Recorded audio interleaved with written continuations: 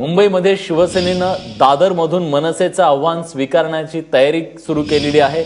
दादरमध्ये मनसेच्या स्वप्ना देशपांडे यांना उमेदवारी मिळण्याची चिन्ह आहेत आणि त्याविरोधात शिवसेनेनं विशाखा राऊत यांना उमेदवारी देण्याची चर्चा आता समोर येते आहे। ऋत्विक भालेकर आपले प्रतिनिधी आता आपल्यासोबत आहेत। ऋत्विक, काय राजकारण रंगतंय सेनेच्या गडामध्ये?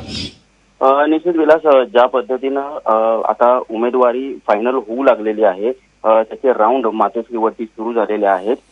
खऱ्या अर्थाने निवडणुकीचं बिगुल वाजल्याचं म्हणायला हरकत नाही, कारण शिवसेनेने दादर मधल्या वॉर्ड नंबर 191 मधून ज्या ज्येष्ठ शिवसैनिक आहेत आणि ज्या माजी महापौर राहिलेले आहेत, माजी आमदार राहिलेले आहेत, अशा विशाखा राऊत यांना मैदानात उतरवण्याबाबत आता शिक्कामोर्तब केलेला आहे। सर्व शिवसैनिकांनी या संदर्भातला प्रस्ताव स्थानिक विभाग प्रमुख जे आहेत आमदार सदा सरवणकर यांच्याकडे मांडला आणि त्याला एकमुखाने मंजुरी दिलेली आहे। मनसेचे जे गटनेते आहेत संदीप देशपांडे यांची तिकीट कट झाल्या कारणाने आता त्यांच्या पत्नी या मैदानात उतरतायत का, याकडे सर्वांचं लक्ष लागलेलं आहे। अशी जोरदार चर्चा सुद्धा सुरू आहे।